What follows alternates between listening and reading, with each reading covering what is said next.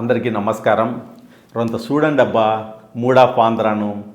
ప్రతి ఒక్కరు లైక్ చేయండి, షేర్ చేయండి, సబ్స్క్రైబ్ చేయండి. ఇది మన ఛానల్, మన అందరి ఛానల్. ఎదుటి వాళ్ళ వైపు ఒక ఏళ్ళు చూస్తే మిగతా 4 ఏళ్ళు మన వైపు చూస్తాయి. రాజకీయాల్లో అయినా వ్యక్తిగతంగా అయినా మనము తప్పులు పట్టేటప్పుడు ఆచితూచి మాట్లాడాలా, లేదంటే మనము నిందలు ఎదుర్కోవాల్సింది వస్తుంది. మన పైన ట్రోలింగ్ జరుగుతుంది.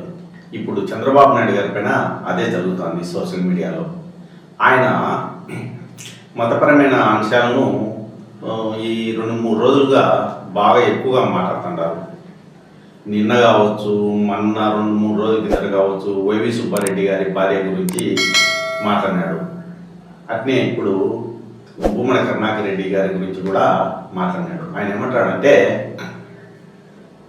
వైవి సుబ్బారెడ్డి గారి భార్య బైబిల్ చేత పట్టుకొని తిరుగుతూ ఉంటుందంట. అట్నే భూమన కరుణాకర్ రెడ్డి వాళ్ళ కుమార్తెకు క్రిస్టియన్ మతాచారం ప్రకారము పెళ్లి చేసినాడంట. కూతురికి క్రిస్టియన్ మతం ప్రకారము, సంప్రదాయం ప్రకారం పెళ్లి చేసే కొడుకు కూడా అట్నే చేయాలి కదా. మరి ఎందుకు చేయలే? ఆ మాట ఎందుకు అనడంలే చంద్రబాబు నాయుడు గారు అన్నారు. భూమన కరుణాకర్ రెడ్డి క్రిస్టియన్ అనేది పచ్చి అబద్ధం. ఎట్టంటే ఆయన హిందూ, కూతురికి క్రిస్టియన్ సంప్రదాయం ప్రకారం ఎందుకు పెళ్లి చేయాల్సి వచ్చిందంటే, మన మాజీ ముఖ్యమంత్రి వైఎస్ జగన్ గారి చిన్నాన్న కుమారుడితో కరుణాకర్ రెడ్డి గారి కుమార్తెకు పెళ్ళైంది. అబ్బాయి క్రిస్టియన్, అందుకని క్రిస్టియన్ సంప్రదాయం ప్రకారం పెళ్లి చేసినారు. కరుణాకర్ రెడ్డి తాను హిందూ కాబట్టి హిందూ సంప్రదాయం ప్రకారం పెళ్లి చేసినారు. అది ఈ విషయం.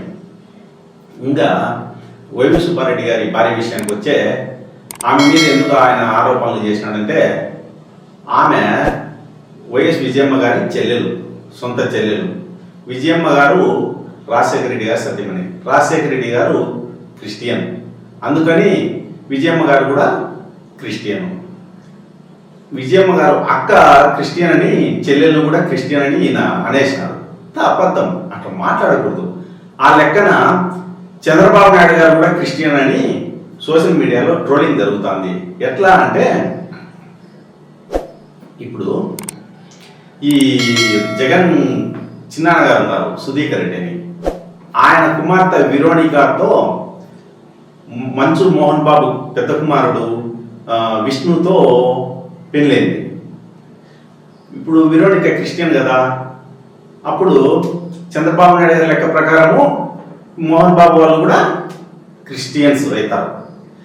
మోహన్ బాబు గారు చంద్రబాబు నాయుడు గారు బంధుత్వం ఉందని మోహన్ బాబు గారు చాలా కాలంగా చెప్తున్నారు కదా. నాకు చంద్రబాబు నాయుడు గారు ఏదో బావను మామను ఏదో అన్న అవుతాడని మోహన్ బాబు గారు పలు సందర్భాల్లో చెప్పినాడు.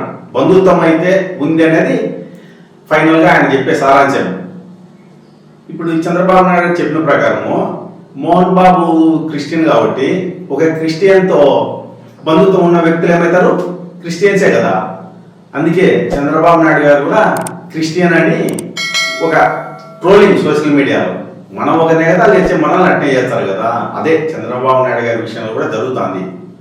అందుకే అనవసరం మతం విషయాలు, కులం విషయాలు, అందులో ఒక ముఖ్యమంత్రి స్థాయిలో ఉండే వ్యక్తి ఈ ఆధారాలు లేకుండా మాట్లాడడం అనేది మంచిది కాదు అనేది దీని సారాంశం.